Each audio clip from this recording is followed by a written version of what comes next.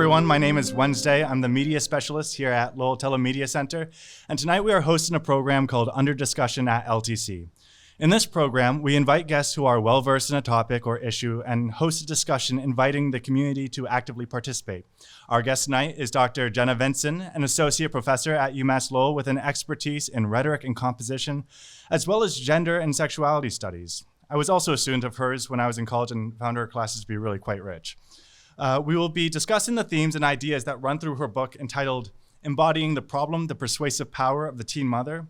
In this text, Dr. Vinson explores teen motherhood, but more specifically, the ways in which we discuss teen motherhood and young mothers. She describes how teen motherhood is treated as an exigency, that is, an emergency or situation requiring the response of an expert, and how these responses have created a dominant discourse around teen pregnancy.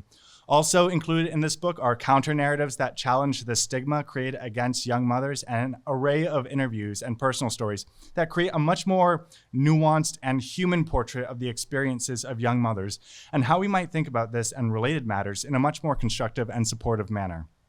I ask you give a round of applause to Dr. Jenna Vinson. Thank you so much for being here. It's my pleasure. All right, I don't want to presume that the audience members or listeners have a background in visual rhetoric or critical analysis. So would you mind explaining the role of the feminist rhetor and why it's significant to be equipped with the ability to break down visual language in such a media-saturated age? Ooh, great question. Well, first I want to start by thanking you for having me on Under Discussion. I'm a big fan of the series, and I'm a big fan of Wednesday. As they mentioned, they were English in the English department, but actually I remember you from a role in Lysistrata at UMass Lowell way back when. He played a very, enthusiastic member of that town, and have been a fan of your work and your creativity that you bring to engaging users and viewers and readers in an experience. I mean, that black hat thing, come on. You just carefully and critically think about how to create an experience. I've always been a fan. So it's a pleasure to be here. But yes, I am a feminist rhetorician, which means that, I define feminism as, along with bell hooks, may she rest in power, as the struggle to end sexist oppression with really detailed attention to how that oppression intersects with other things, racism, ageism, classism, and just perpetuates systems of domination. So if I'm a feminist activist, I'm also a rhetorician, somebody who studies language and other meaning-making symbols for how they either perpetuate sexist oppression or resist it. I'm particularly interested in matters of reproductive justice. So that being defined by Sister Song, a collection of women of color in 1994 coined the term. That's referring to the right to bodily autonomy, to have children, to not have children, to parent the children we do have in safe and sustainable environments. So I'm interested as a scholar in all of those things. Visual rhetoric is part of that. Visual rhetoric just refers to the kind of close attention and practice of using visuals, photographs, but also the printed word in different font sizes and colors to influence human action and belief. And so I do think we live in a very media visual saturated world. And I think it's an important skill to pause for a moment and think, how are these visuals creating a certain belief or influencing a particular action? And as a feminist rhetorician, I'm really concerned with how does this visual or, verbal word or space or whatever it is kind of influence our thinking about systems of sex and gender oppression. And I think teenage pregnancy, the dominant narrative of teenage pregnancy, as I call it in this book, is one of those things that perpetuates sexist oppression, that perpetuates systems of domination that blame the people who are oppressed by the powers that be for the things that they experience. So I think, did I break down the terms enough? I think that was very thorough. Thank you. Too thorough. Excellent. Dial it back. No, not at all. Pumped with adrenaline.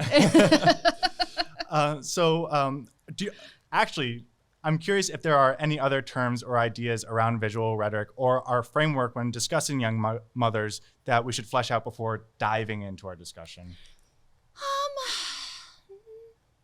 Do you guys have any questions? Yeah, Jack. Yeah. So you mentioned bell hooks, Yes. which you are actually the first person to introduce me to bell hooks. Same here, yeah. And so I wanted to know any specific roles in which bell hooks played in your sort of awakening in this field, or coming into sort of the identity of the feminist rhetorician. Yes. And if there were any specific texts of bell hooks that you could point to that were particularly formative for you. Thank you for that question. I'm happy to answer it. Bell hooks is all over this book. She also looks at visual representations. She's a great a cultural critic of film, television, series. She had something to say about Beyonce. I mean, she is keyed into visual stuff. So she has, I want to think something like Looks, Representation, and Power might be the title. I don't know. But definitely feminist theory from margins to center is quoted in here. That's where I'm getting that definition of feminism. Talking back, and colon something else, but it starts talking back, is a huge influence in this book and my thinking as a feminist rhetorician. That when you are marginalized or placed out off margin, that talking back is the means of coming into your own sense of subjectivity, resisting the powers that be. So those would be my first two. But also feminism is for everybody, is like a go-to. Give it to your grandma, your father, your friends, your roommates. I think that's the one I taught in writing about women. Yes. Okay. And I also want to plug Teaching to Transgress and Yes. The Will to Change, which are two texts that I personally just listen to a lot on my Audible account. Hi, Lisa. Hi, Lisa. So any other questions or comments at this time? All right, so we'll just dive into the first sort of section, which is describing the dominant rhetoric. Now, I want to take this time to begin describing the shape of the dominant narratives on young motherhood. I want to preface this section that I myself have been immersed and have often internalized these narratives that has led to critique and at worst judgment of people who are close to me, including my mother and friends. I want to acknowledge these aspects of myself and invite scrutiny from the people in the room as I go into discussion and frame this conversation with my prompts, questions, and reactions. But let's see if we can kind of build this dominant narrative together. I wanted to see if we can put a little work into sketching out this narrative that is investigated in the book by asking you guys, what are some stories that you guys hear about young mothers and teenage pregnancy? They might be plot lines that you've seen in fiction, yells from strangers, or consequences presented by PSA ad campaigns or school education. And if none come to mind, we'll throw out a few and see if they feel familiar to you guys. Mm-hmm. That the responsibility is predominantly on the young mother. Mm-hmm. And I'll throw one in there. A phrase that I see a lot in the text is this idea of children having children, and framing that being sort of a punchline. There's like lots of sort of buzzwords and shortcuts that creep up a lot in conversations. Does anyone else have things that come to mind when it comes to the conversations around teenage pregnancy? I think of MTV. Mm. Initially, I think of the sort of approach to spectacle that comes with discussing teenage pregnancy, and sort of the commodification of it through predominantly MTV. Right. Do any examples spring to mind right away, Jenna? When I hear teen mom, like, what do I think in terms of the dominant narrative? Yeah. So I think when I pose this question when I do talks like, teen mom, what do you think? And it's struggle, tragedy, hardship, failure, glamorization, or something trendy sometimes, but mostly negative words, burden. Did I already say burden? Obstacles, those kinds of things. Deserted, lonely. Yeah, focusing on the economy. Burden either on the young mom or a burden on our society, but negative words, just knee-jerk reaction, negative words. Even Jack mentioned, I think of MTV, but then the words were commodification and spectacle, and not necessarily anything positive. Right. So I was wondering if we can sort of readdress these statements and a collection of ideas. But would you mind touching on what time period your book focuses on and the changes you noticed with the passing of decades? Yes. So I jump around in the book. I begin the book by focusing on a pregnancy prevention campaign that began in New York in 2013, the Bloomberg campaign it's called, and kind of engage readers with that dramatic example. But then I go back, and one of the jobs as a feminist rhetorician or post-structuralist theorist, but I'm not going to touch post-structuralist theory right now. I don't want to, it's late at night, we're not going there. But basically one way to kind of investigate power relations or show that ways of speaking have power but don't need to is to trace where they began. So when did we start talking about teenage mothers? Like, is that just always been the thing? Or did it emerge in a certain period? So on chapter 1 and 2, particularly when I'm really focusing on that dominant narrative, I'm showing where it came out, where it emerged, and who started it, who started it. And it came out in the 1970s as in part, the extension of more rights to young people and women's rights movements and the passing of Title IX, which in 1972 passed and it meant that young parents, young mothers, couldn't be kicked out of school anymore, right? The standard response is, you're pregnant, you're out. You have a kid, you're out. And 1972, it meant you could stay in school. So partially because there was more attention to the rights of school-age mother, we should be keeping them in school. We should be giving them resources. In Congress, they were debating a couple acts that would have extended services to young mothers, and as well as contraceptives for minors, which the president at the time was very against. And so lobbyists were using references to school-age moms, I'm putting that in quotes for listeners, and teenage moms to kind of highlight who needs these things, who will be benefited by things, but also as a means of persuasion, highlighting the obstacles teen mothers face. And so in the 70s and 80s is where that phrase emerged as part of an effort to try and get people resources, but also kind of to get funding and kind of people who might be hesitant to allow access to contraception for minors to come on board. So it emerged in those periods. So I focus a little bit in the 70s and 80s. How did we come to believe this thing was a thing, right? Like the peak of teen births and pregnancies was 1957. We never talked about teenage pregnancy or school-age mothers then. Why then? And so I focused there, and then I zoomed to the late 90s and early 2000s when some counter-narrative collections come out. And late 90s was when a major welfare reform happened. We were talking a lot about teenage mothers and welfare mothers as the cause of poverty and the cause of the need for welfare reform. And then I kind of wrap up the book talking about 2013, 2014, and some counter-narrative initiatives there. So I'm hopping around. Changes I see today. That's a great question. I was telling Wednesday when we started, I wrote this book many years ago, published it 5 years ago. So I had to reread it for tonight and be like, what did I say? And it also gave me the opportunity to look and see like what's been going on with it. And I see some exciting changes. One is we had a lot of these public service campaigns that were really, if I may just say, shitty. We're coming out at a time where we called National Teen Pregnancy Prevention Month. This is May. And it was started by the National Teen Pregnancy Prevention Organization. I'm getting their name wrong, but I don't mind. And they started May 4th is the day, and then the month it was May. And so lots of nonprofit organizations that were serving youth would participate in putting out a bunch of messages every May.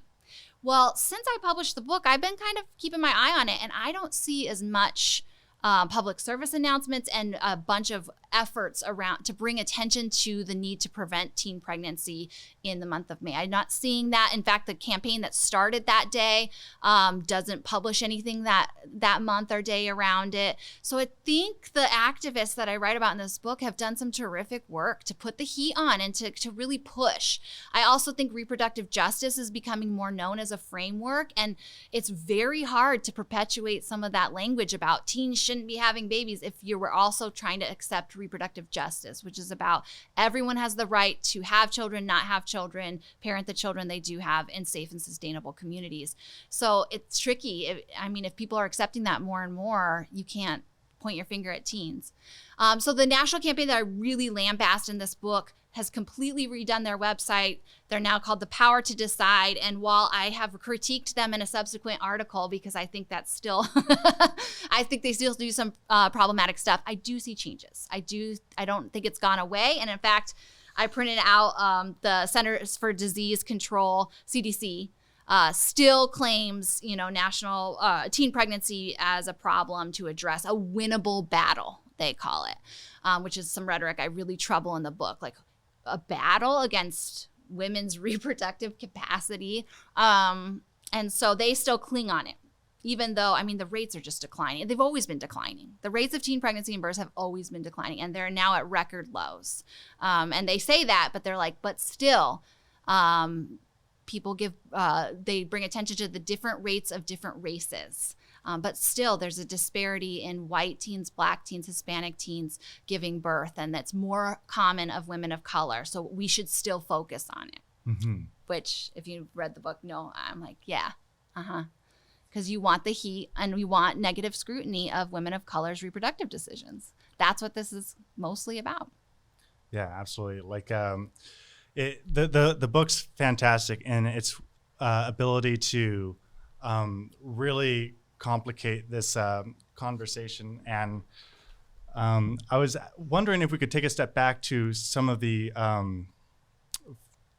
Planned Parenthood and this idea of having to present the teen motherhood as an exigency. Would you mind kind of going into that word and Yes. what it means? Yes, absolutely. So exigence is a term coined by Lloyd Bitzer, a rhetorician, and he talks about how in any rhetorical situation, there's an exigence. So in any speaking act or moment where I'm using rhetoric, that practice of words and symbols to influence human belief or meaning, there's some sort of exigency, some sort of thing that needs to be spoken about, some thing that's left to be done, an imperfection that needs to be addressed. And so that's always motivating why we speak or act rhetorically. And so what I show is like, because we've identified teenage pregnancy as a thing, and you might have seen posters in high school or heard about it from your family, I don't want you doing drugs or getting pregnant, right? The narrative translates so many places that teenage mothers have become this exigency, this imperfection that just requires a response, right? The CDC needs to track it. Planned Parenthood at that time needs to address it. And so if we're conditioned through media, through government, through all these things to constantly pay attention, then when we see them, they're an exigence right in front of us. What are we impelled to do? Speak.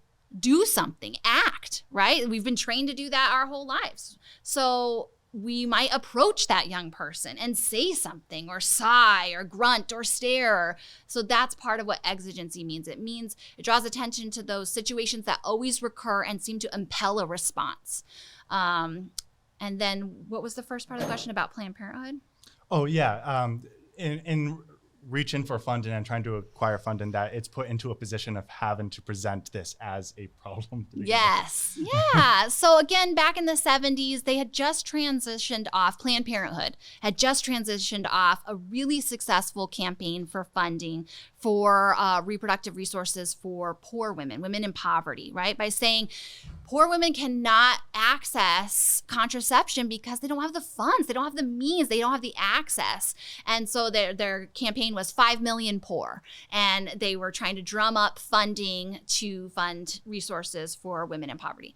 Time went by, that was effective, but they needed a new campaign. And there then was funding for those resources based on poverty and Title X and these different things that funded public clinics. They needed a new campaign, right? They need a new strategy. And remember I said the president at the time in the 70s did not want to extend access to contraception for minors. So put those two things together. They need a funding campaign. There's an issue with getting minors resources. They transitioned their attention to teenagers. And they had this title of a pamphlet that went around, really influential. It's like 11 million teenagers, the epidemic of teenage pregnancy or something along those lines. And so they transitioned to that and just inverted the claim that, because women are poor, they can't access contraceptions. They inverted the claim to say, teenagers are poor because they can't access contraception. So then we get this narrative that getting pregnant causes poverty because you couldn't access contraception. It was persuasive. It felt knee-jerk accepted. And though I go through very carefully and show experts at the time consistently questioned that data, showing it's misleading, and confusing and not clear and problematic in a million different ways, it caught steam and it really went forward. Now, I want to say Planned Parenthood comes out as an ally in a later chapter in 2013 during the No Teen Shame movement, where young mothers were pushing against that New York City, and not that one, the Candies Foundation public service announcement. And that was 2014, sorry. Planned Parenthood really came out against the New York City campaign and against the Candies Foundation campaign. So I don't think they enact that stigmatizing kind of approach anymore. But back in the day, it was a funding move. Yeah, that was a relief to kind of go through the book and then, see these two characters who were introduced with at first, the Candy Foundation and Planned Parenthood, and see them both come back later on. Yeah. And one sort of persists in its role and the other one shifts according to new information, right? From Yes. young sex education studies and things like that. Absolutely. I think they're somebody that listened to the research and finally heard it, because there's been research the whole time saying, no, it doesn't cause poverty. It doesn't, mean your son's going to go to prison or your daughter's going to have mental health issues, or I'm just listing the things they tend to say. There's been data the whole time to say, and I think Planned Parenthood really turned the corner. And I will say, if I may, in this time, I am a little worried with the overturn of Roe about the tragic tale of teen motherhood coming back into the forefront.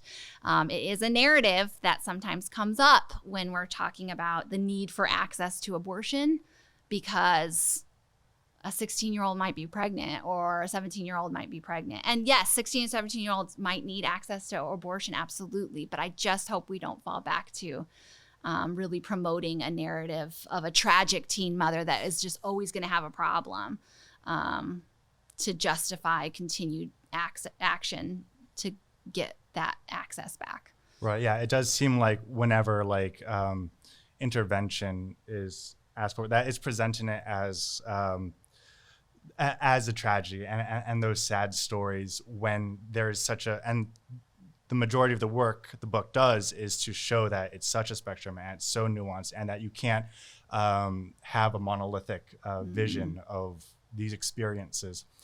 Before we go further, I was curious as to also the attention that, how do I phrase it? How are men addressed in the pregnancy prevention campaign? They're not. Yeah, it's a short answer. Well, no, they are. So I go through a few examples of campaigns. They are, but they're leaving, right? So it's still addressed to the mother. For example, there was one of the PSAs in the New York campaign was like, what are you doing, Mom? He's going to leave you, kind of a thing. There's a child who's saying that to their mother. In a Candies Foundation TV ad, there's this couple that's making out all hard in the back seat, and Jenny McCarthy pops her head in and says, "What are you doing?" And the girl's like, or the guy's like, "No, it's none of your business," or something. And then, or just having fun, or not. And she says something like, you're not thinking about the consequences. And she reaches down and picks up this baby and hands it over to the guy. And the baby's crying, and the guy looks at it, hands it to the girl, takes off. And then the girl's sitting there holding this wailing white baby and, looking all destitute. And Jenny McCarthy goes, "Welcome to reality." And so And I say in the book, I'm like, why don't they open the door and be like, the guy's name is Mike. Hey, Mike, where are you going, man? Like, like, why is it just welcome to reality that dudes are awful? Mm-hmm. Like that's a recurring nice Rose. Which maybe that may be a thing, but maybe that shouldn't be a thing that we just accept as the premise for why you shouldn't have a baby because dudes are awful. Why don't we work on dudes are awful? Like, why don't we get Mike back in that car? Why don't we have fathers be active participants, or men see themselves as reproductive beings that have equal responsibility and kind of enthusiasm about practicing safe sex, you know, figuring out how to manage their fertility. Like, we should be making that, you know, a thing instead of saying, you know, girls are powerless to it and you're naive to think that a man would stick by you if you had a kid, kind of a thing. So men are often addressed in ways that feel different, right? Like they're just going to go away. Or there was a campaign in the 90s I talk about from the National Campaign to Prevent Teen and Unplanned Pregnancy. I remembered the name. That had a couple guys in their ad campaign. And this campaign like labeled people with really pejorative terms like cheap and useless and whatever, the women. And then the men were labeled, one of the guys is labeled useless and the other guy is labeled prick. Yeah. So the women are cheap, dirty, nobody, and reject. And the men are, what did I just say? Useless and a prick. And they label their bodies, and then in the statements up the side, they say different, they put those statements in context, like they're not really calling them names. And so the guy's like, my scholarship is now useless. I can't go to college. And the other guy is like, her friends say I'm a prick. And so it's very different, right? Like the guy's monetary value and future productive intellectual capacity is compromised. You know, now he's useless as an intellect, as a productive member of society, and his scholarship is useless, right? The prick, it really still draws attention to the woman. Like her friends say I'm a prick, and he's just kind of a jerk. But the women, man, they're labeled cheap and dirty and rejected and nobody, and just have to accept the whole blame of, like, the dirty one is an Asian woman, and which is so horrible for like all the connotations that we put on and the stereotypes around Asian American women. But it says, if you know, I have to spend my days all alone changing dirty diapers. And the cheap woman's like, condoms are cheap. If I had used one, I wouldn't have to tell my parents I'm pregnant. So like the women are having to deal with the pregnancy and the motherhood, and the fact that they're having to do the work of it on their own is just naturalized, right? Like, of course you are. You shouldn't have gotten pregnant. You know, of course you're the one changing the diapers. It's just different. Mm-hmm. Yeah, and this theme of personal responsibility, I feel like really just runs through the entire book, where it seems like all of the focus is on what you as an individual can be doing better. And as you point out, not taking into consideration the power structures and economic structures that could actually be informing their circumstances, rather than this one like red herring or sort of like a distracting quality.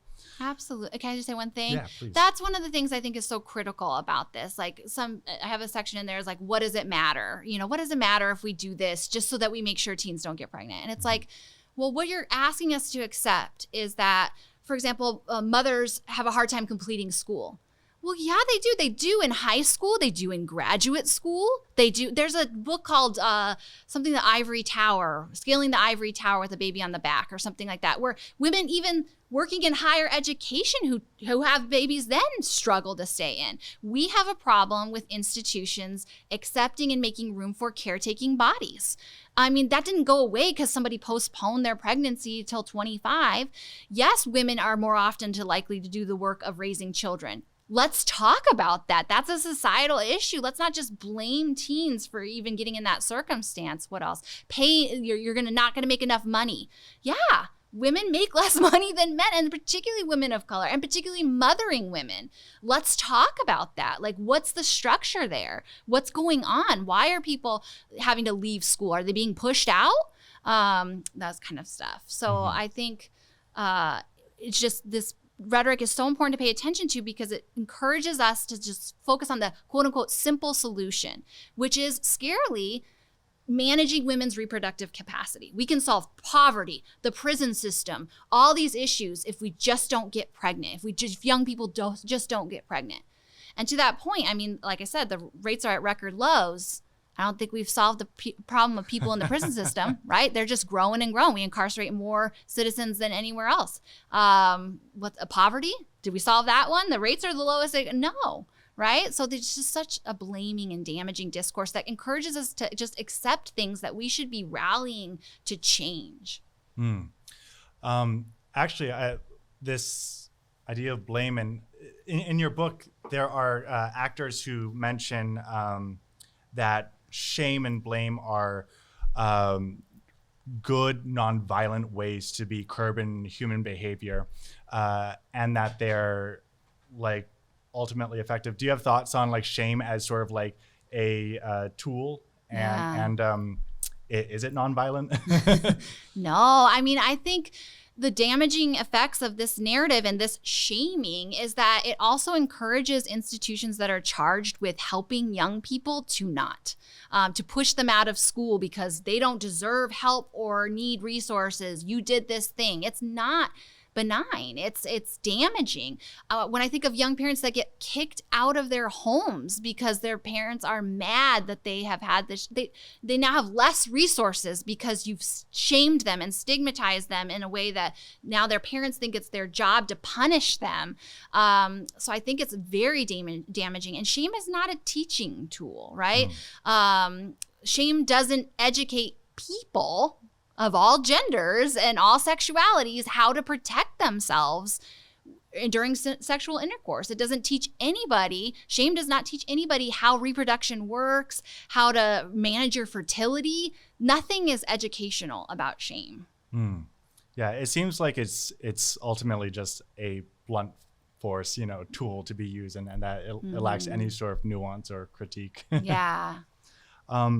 So we were talking about the discrepancy between how these ad campaigns address women and men, and you've hinted at this several times up to this point. But I was wondering if you could talk a little bit more on the relationship between ads and stories that present white affluent pregnancy bodies versus representations of teen pregnancies within poor or BIPOC population, and the harm of homogenizing young motherhood as a generalized experience. Right. Great question. So that is something I really draw attention to in the book, that teenage pregnancy, like I say, signifies, but means something different when we put it on a different body, right? It really matters, and it changes meaning. And I think that the representation of white young mothers, specifically pregnant women, was really key in persuading us to think teen pregnancy was a thing. Okay, that it is a phenomenon that we have to mark out and point at, right? And I think it was white women were useful because whiteness is not often seen as a race. It's this like neutral thing, right? For very specific reasons, white supremacist society where the white is the norm, right?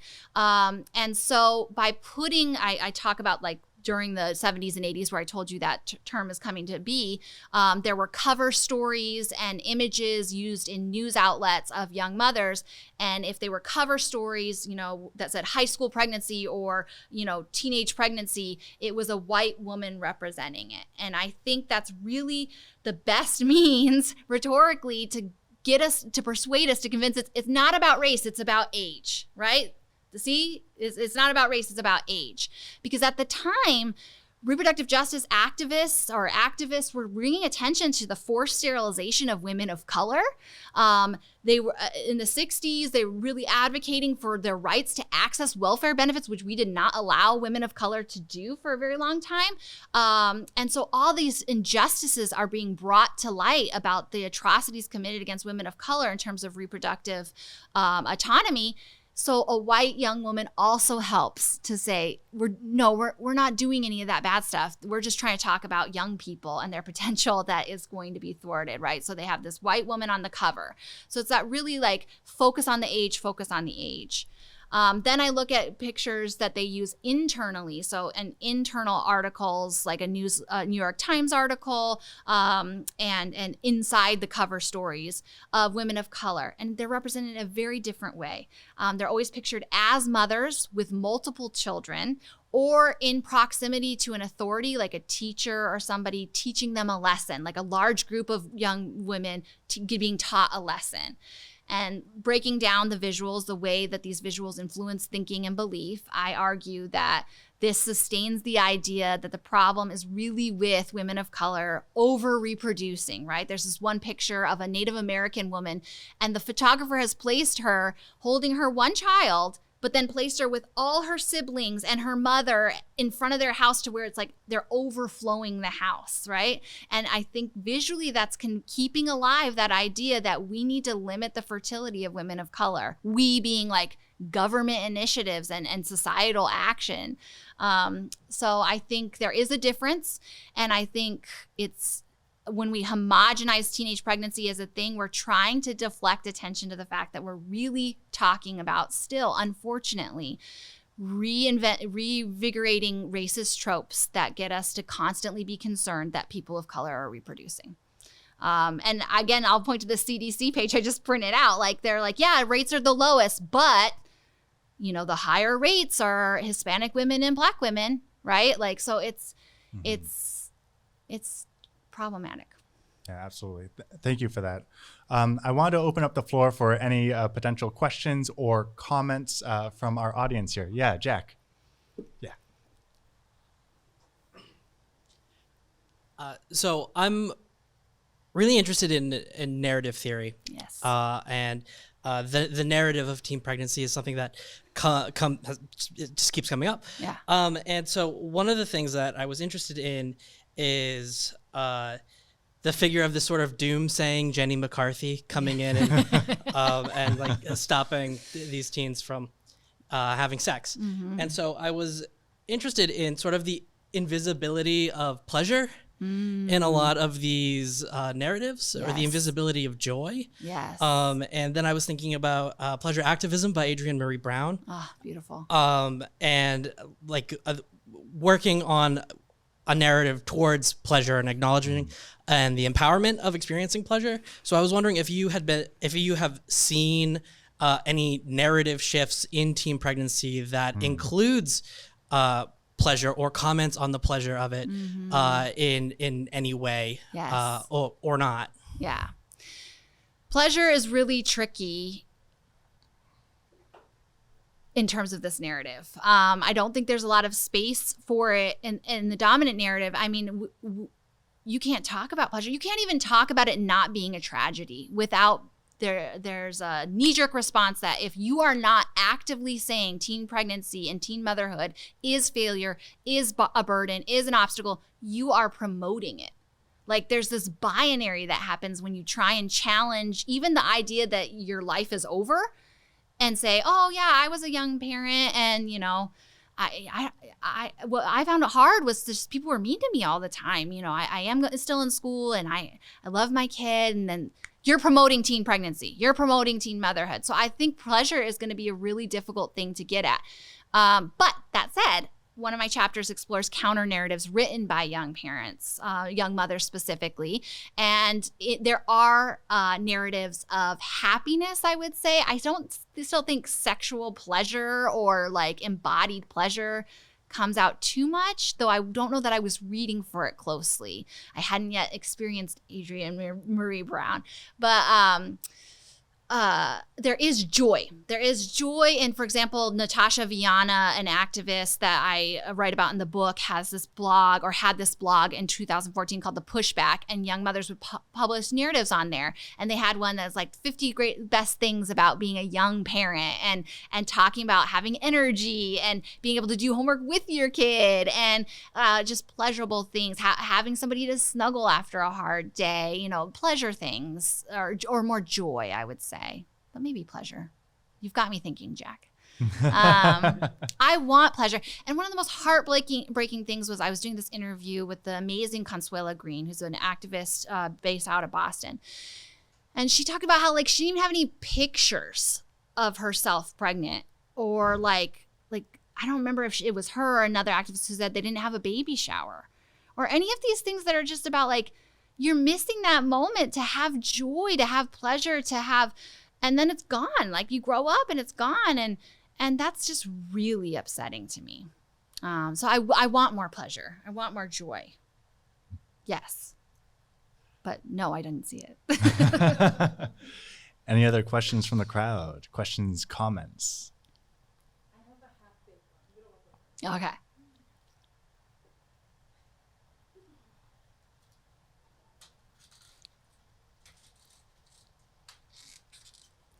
Hello. Hello. I am just, first of all, lit up by your like exuberance for this topic. It is so Thank you. amazing. And my question is kind of like, I don't know, my gut reaction when I like come across a societal problem is just to be like, oh, well, what are like the ideals of like a future society that would eradicate this problem, or like, you know, allow it to be a part of the experience as a whole. Right. And I know that you are talking mostly about just sort of like just like the way that it's talked about. If that were changed and if that were spun in a more positive light, what other like societal or I guess like structural things like would support like this idea of teen pregnancy? Does that make sense? It does make sense to me. So kind of I'm addressing the language and that we need to stop, you know, spinning this negative narrative and things, but like how else could we, this is how I'm interpreting, how else could we be inclusive and less damaging to young parents? Yeah? Yeah. So as I've said several times, I'm really into the reproductive justice framework because I think it allows us to still argue for the right, you know, for access to contraception for minors, but also, you know, accommodations wherever you may need be to welcome you as a parenting or pregnant or breastfeeding being, right? So I could imagine structurally like schools changing, right? Like having a lactation space, having childcare. And some schools do have childcare, but it's always a hot button issue. And it's always a problem. But like, for example, I work at UMass Lowell and I was part of this family-friendly campus task force where, I mean, even at UMass Lowell, there wasn't lactation spaces that are visible. There's not, you don't ever see children on campus and you wonder, does anyone have a kid here, right? Like even at higher education level, we're struggling with that. So I think structurally making sure institutions that either employ or educate people have like built in spaces that acknowledge those bodies, right? Here's a space to pump your milk. Here's a space your kid can play while you print some papers and check out a book. Here's a space where, you know, we can acknowledge that you are a being that might need to bring their kids or bring their, you know, the people that they're caretaking for. And that we can accommodate that and recognize you as whole people. And I think it could start, we could do it at high school, right? Or we could do it at middle school, high school, whatever, like as kind of the testing ground and to try and shape it out. I think structures need to change. There's this great book by Laura Briggs called All Politics Are Reproductive Politics. And she talks about, you know, how neoliberalism and capitalism don't really allow, nobody is making room for honoring, paying for care work, right? We have to reproduce the species. Who's doing that work? And it's often the unpaid work of women that they have to do tangentially without support. And so the more we can do to kind of create structures of support, universal daycare, you know, living wages, access to safety in neighborhoods, and environmentally safe neighborhoods. I even think like, you know, we're so secluded now in individual family units. Like if there's any way we can, you know, foster neighborhoods where we, you know, help each other out. Like I even think that's getting at it, right? So that it's not all on a young woman who happens to carry a pregnancy to term and keep the baby to do everything. And to how dare she think anyone would help, right? That we would become a helping society, a village. You got me going utopian here. We'd cook for each other and do mutual massages. You know where I'm going. Pleasure. Fantastic question. Does anyone else have any questions? Mm-hmm.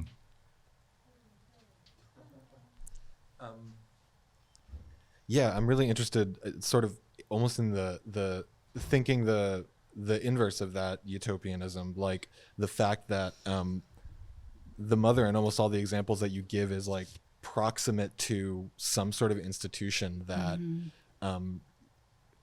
like it was really interesting to me to hear that like the concept of a teen mom becomes a thing once like women who are pregnant are allowed to continue being in school. And it's like the thing is like you have to stay in school, and that's why it's terrible that like these, you know, babies you're not gonna be able to finish school. When like writ large, especially after the 70s, schools are mostly just a way of reinforcing class structure because you know the funding that they get is really dependent geographically on a million different like class-based and racialized things. And like then you get to the 80s where like the welfare queen, this like woman who's decided to have too many babies irresponsibly, is taking away all of our, you know, money from it's like and so I guess like is that a theme that you saw looking through all of this, that like the teen mother specifically and like the mother writ large in that moment of neoliberalization becomes like the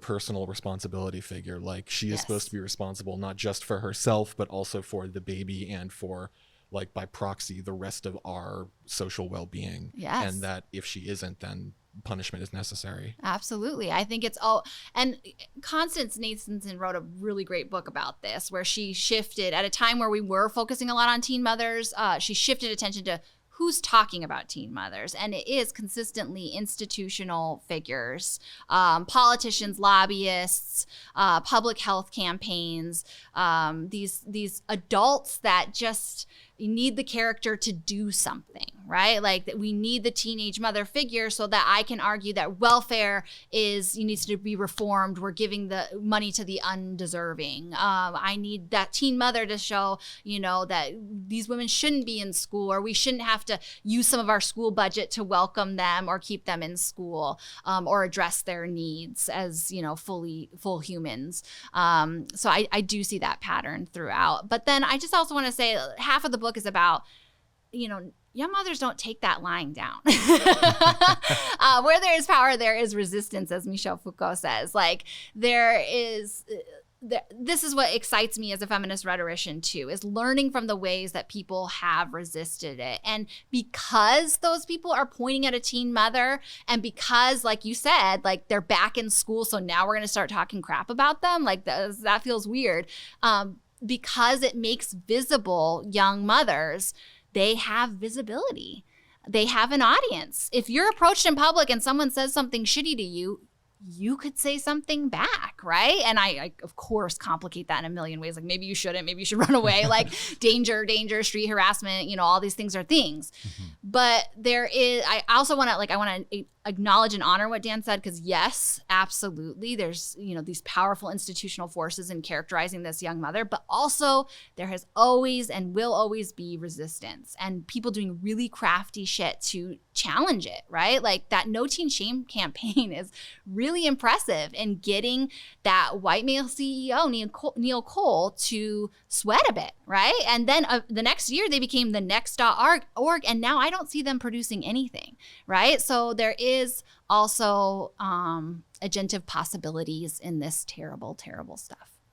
Yeah, let's dig into some more of that resistance and the counter narratives and the cast that you kind of splay out. So in your text, you show us a cast of characters creating and disseminating counter narratives, from social media activists to young mothers writing blogs, and focus groups and individuals who you interviewed. Would you mind telling us about your methodology that went into collecting and interpreting these stories? Yes, I mean, I don't mind, but I will do it. And here I go. So I use a different method a little bit in each chapter, but I want to say on the outside, I was really nervous about this part. I'm excited about the resistance, right? But I'm also nervous because I say in there, I feel like I'm embodying the problem myself, because I say, you know, to Dan's point again, like experts always talk about teen mothers, right? Like, Dr. Drew, what do you think? Well, I'm playing fast and loose with the expert there when I say Dr. Drew, but like somebody who is credentialed or, you know, far away from it as an expert is always the one spitting the tale, is always the one like defining what teen mothers mean for us, for society, whatever. And here I am going to author a book about it. So I was really nervous about how to handle the narratives that I'm studying and the narratives that I'm collecting. And I'll say I'm an insider, outsider to these discourses. I had a child when I was 17. So I put my stories up in there to kind of say, you know, complicate it, make sure my standpoint is clear. So I looked at counter narratives that were already published by young mothers in edited collections and a blog. So public things they already chose to make public. 2 edited collections and a public blog. And then I systematically, using narrative theory, kind of looked for what's the plot, what's the climax, what are the major characters, and how do they attempt through those things to counter the dominant narrative, and what patterns do I see across. Now, in identifying patterns, again, I got nervous because I didn't want to homogenize young mothers as they all do the same things. But as a scholar, you often look for patterns in order to argue something. So I found some patterns that way through narrative analysis. No teen shame. I did qualitative interviews. So I interviewed the activists as well as looked at all the texts they produced and all the texts that were produced around them. So nonprofits that jumped on with them and like supported their cause. And then Neil Cole, the Candy CEO's responses. I studied all of that and kind of looked at it all to tell that story as a case study of counter and dominant narratives clashing. The last one, focus groups, that was part of an effort to investigate in Arizona, which is often lambasted as a place where there's high teen pregnancy rates. I was part of this research to figure out what resources young mothers needed and whether or not there were gaps in resources in Arizona for them. So I did these focus groups with a director, Sally Stevens of the Southwest Institute for Research on Women. And so that data comes from those interviews where I asked them if they'd ever been approached by strangers in public because they were pregnant or parenting. And focus groups were really important because, you know, it's not that one-on-one, I'm an expert asking you. It's like a group dynamic where then we all start snowball telling stories. And there's this moment of, I wouldn't go as far as saying healing. I didn't heal anybody and it wasn't like necessarily a safe space, but there's something about a focus group that feels almost like critical consciousness raising, where you tell a story, I tell a story, you tell a story, I tell a story, and suddenly we all see connections and we're chatting, and it felt really generative and fun.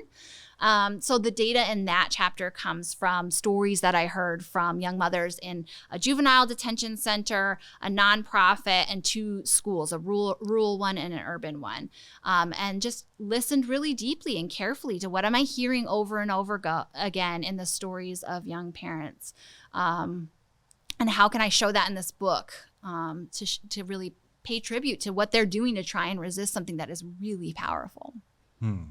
Thank you so much. You mentioned the no teen shame movement. So I found this to be a really interesting story arc to follow with a satisfying ending to it. So would you mind sketching out the movement, how it was formed, and the back and forth between No Teen Shame and the Candy Foundation, the organization we mentioned earlier? Yes. So Candy's Foundation put out an ad right after that New York ad I told you about in 2013, where they had pictures of children, you know, next to these statements that were just like, you're not going to graduate now that you had me, mom, you know, dad's going to leave you, you know, stuff like that. So these women that I write about in this book were all, critically aware of their experiences of young mothers, right? They had come to a place where they realized people are really shitty to young mothers, and they were individually working on their own things across the nation. So one was in California. She's a school teacher, but she was also helpful. It had a Not Another Teen Mommy blog where she's trying to resist that MTV coverage stuff and write about her own experiences. One's working with young parents, in New Mexico, and then Natasha Viana's here in Boston. So they're all working with nonprofits or writing their own stuff on their own blogs about their experiences as a young mother to kind of resist. Well, then they all saw that New York campaign, and they Natasha and Gloria, 2 of the activists, start speaking out on it individually. And they get on, Gloria got in the New York Times, and Natasha got to go on NPR and talk on panels with the people, the institutions that are creating the narrative.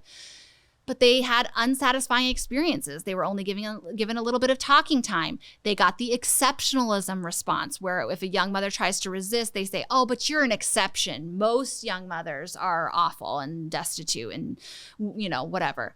And so once the Candy's Foundation came out with a campaign a few months later, right? Think about it. The activists have seen this other campaign. They're amped up with anger. They're frustrated when they speak out. And then they see this Candies campaign, and it says, you should be changing the world, not changing diapers. And remember, they're all activists. And so they're pissed, right? And so, but Natasha Viana, the one who went on NPR, knew that if she just spoke out alone again, they'd get the exceptionalism response, right? They get this kind of response, oh, it's just you that has a problem with it. This is overall a good thing.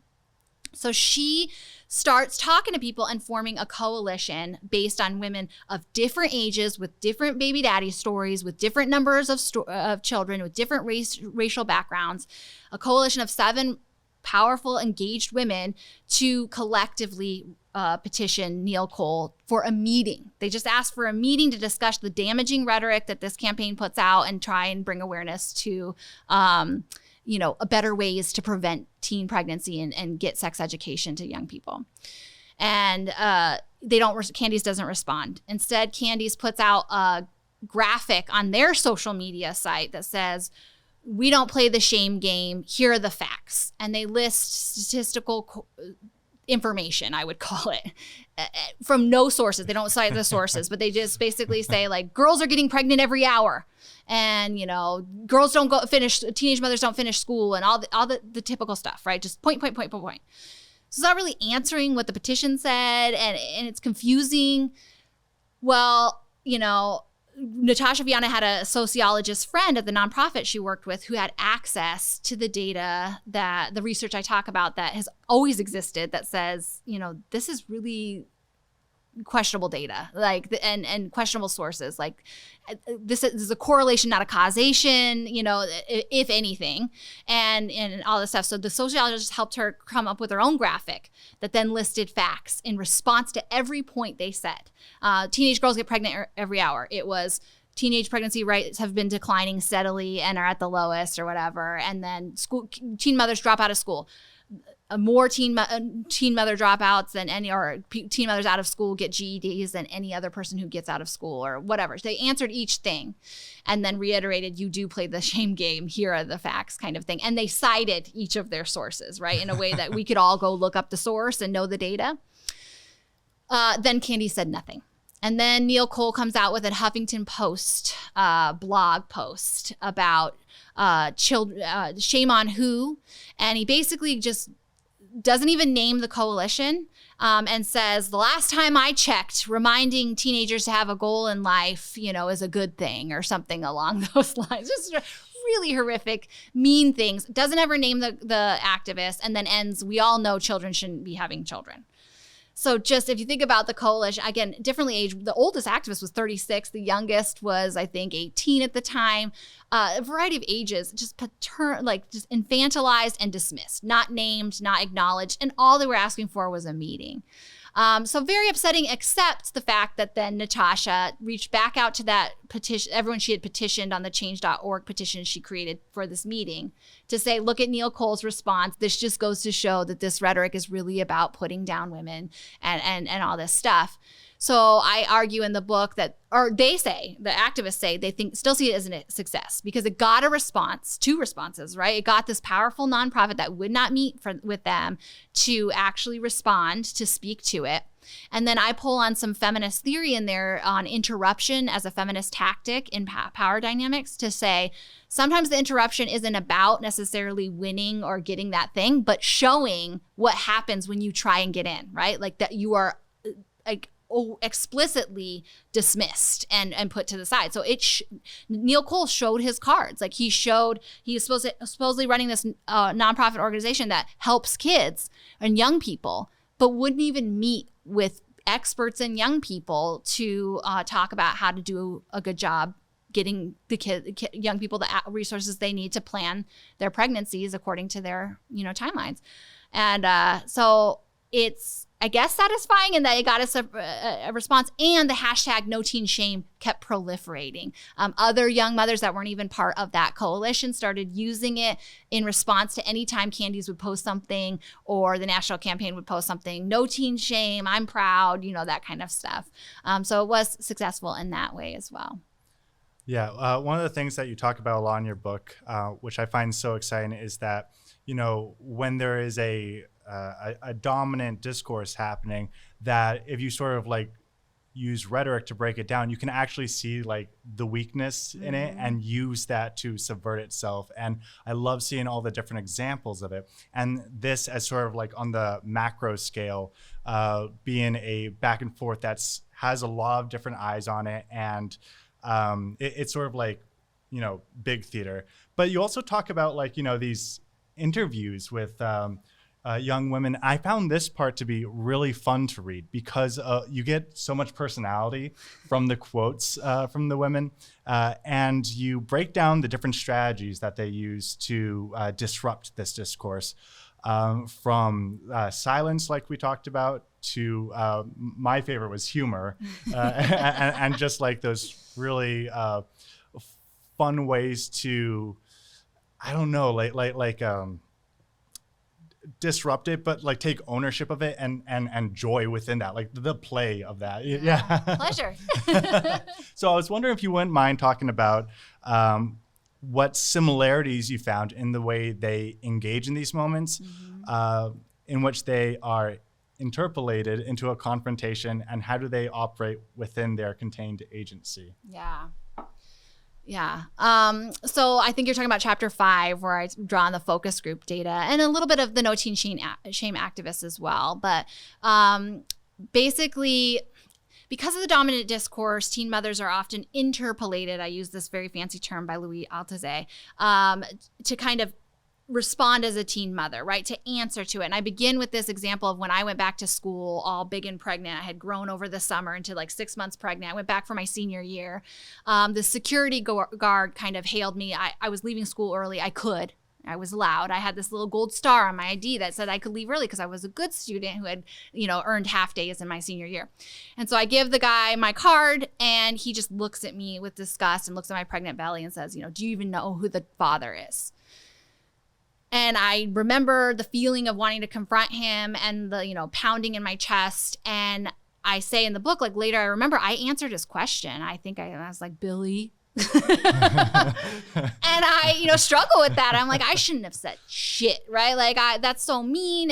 But he hailed me as like as a woman who's accountable to who did I have sex with, as a mother who's accountable to the legitimacy of her family, as a teenager to an adult who is supposed to answer everything an authority says, right? And, you know, in that moment, you just respond.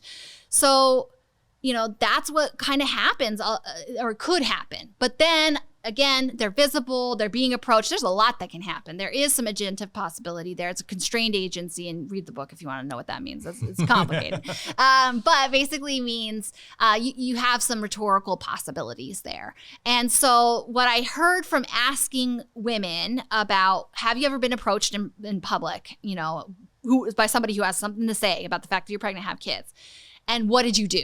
Right. And so I heard lots and lots of stories from the activists of No Teen Shame and from the women in those focus groups.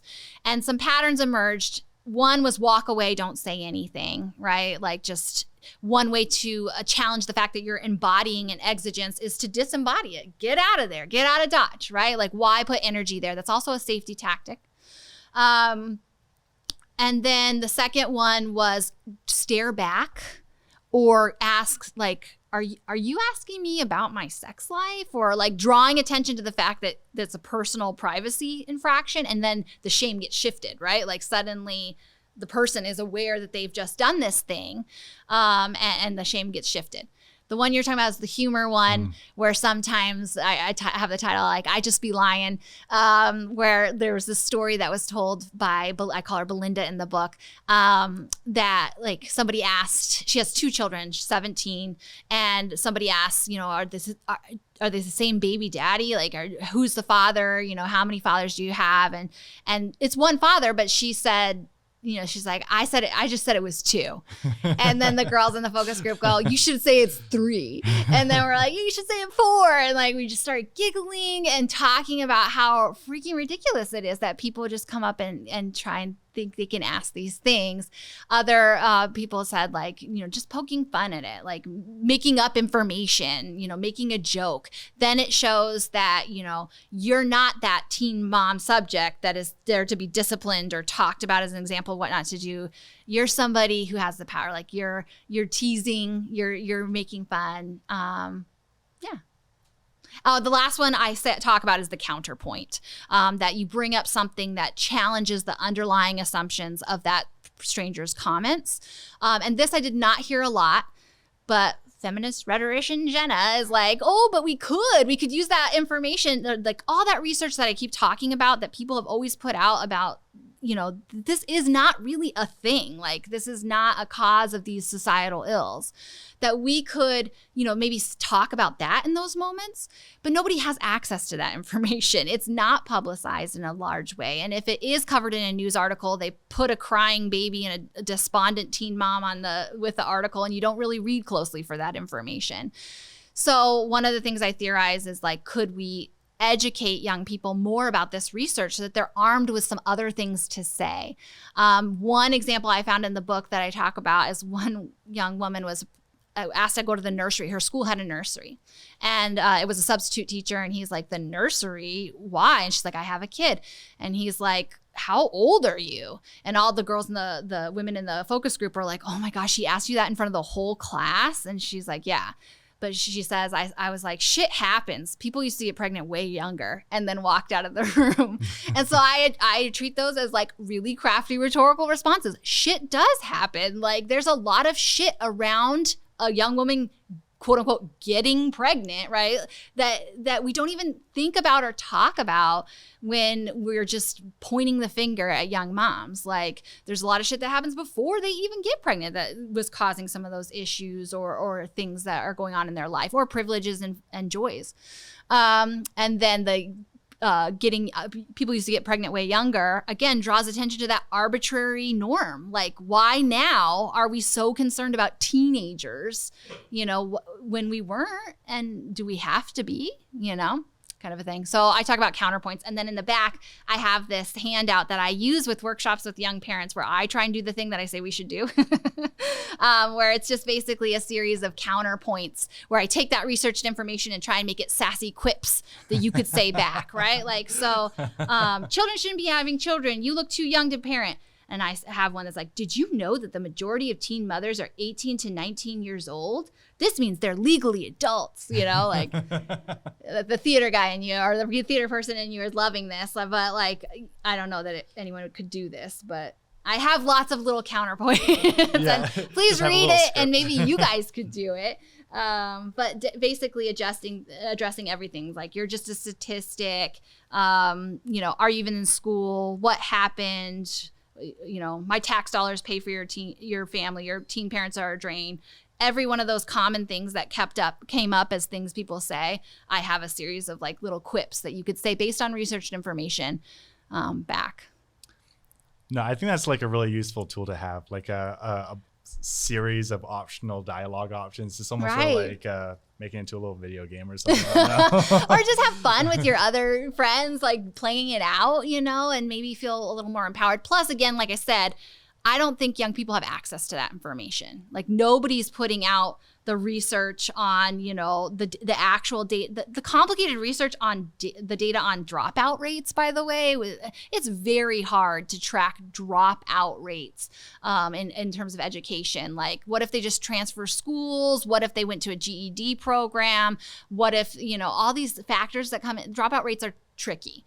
And dropout suggests the student chose to leave, not that they were suggested that this school isn't the right place for them, now that they have these extra needs, which is a discourse they face. So anywho, I wish people had more access to the good research that has been done that complicates that stuff. Someone needs to make a couple zines. Zines, yes. So I just have a couple questions, but I want to open up the floor again for other folks who have questions or comments that they'd like to contribute. Yeah.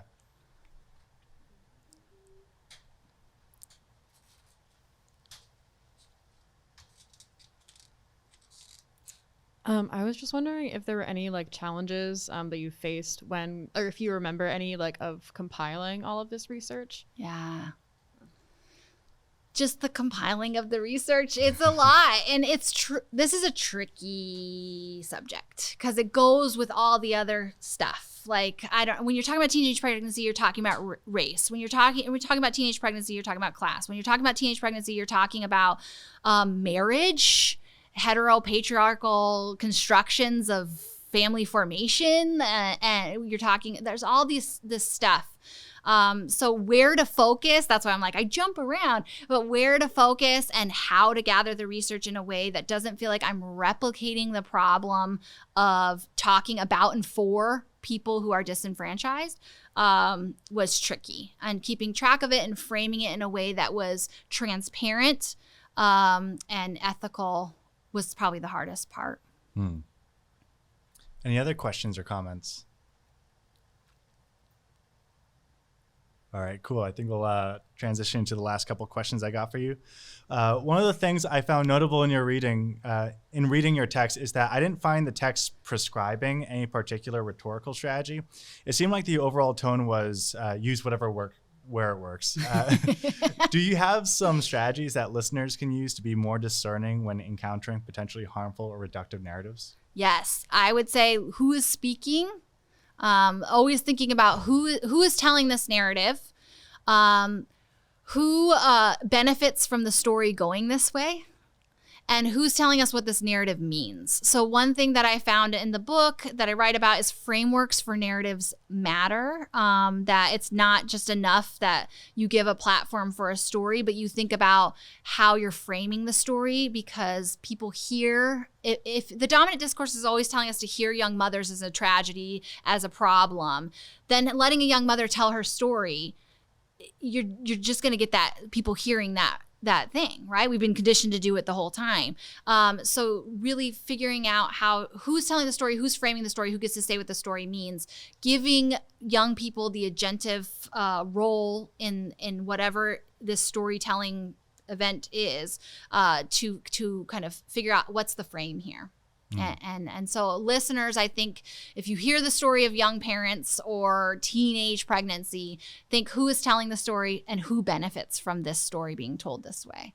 And if it's a nonprofit organization or, the government, I guess, CDC, that we don't, say that poverty might be caused by something other than young people having sex, then be skeptical.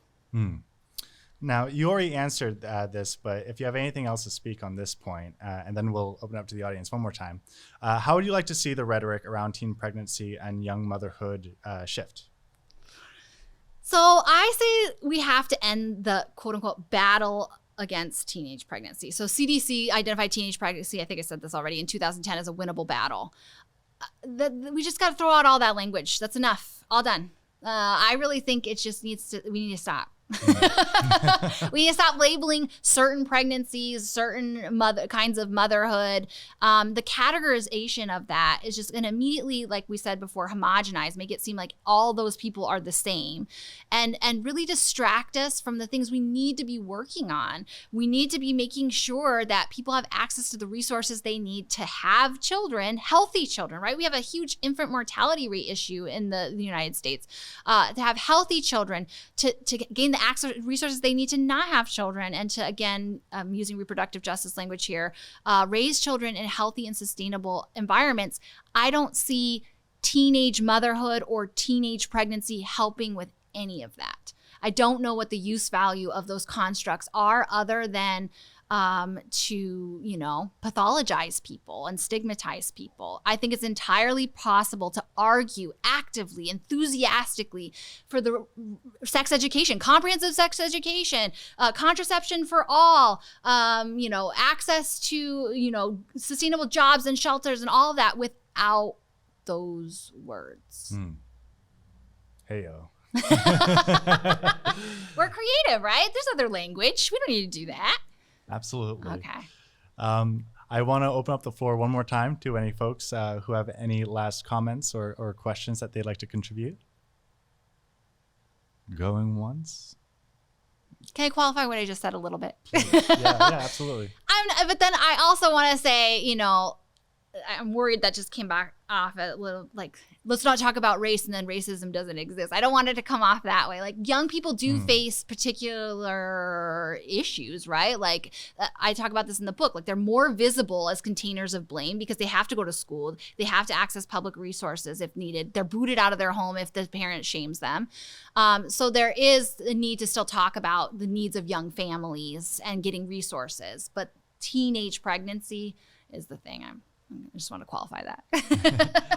Yeah, absolutely. Well, if there's no comments or questions, that about wraps up our show. Thank you so much, Jenna, for coming through to talk. Thank you, Wednesday. This was awesome. And thank you for the opportunity. Absolutely. And thank you guys for your great questions and enthusiasm. And this is the part where the music comes up.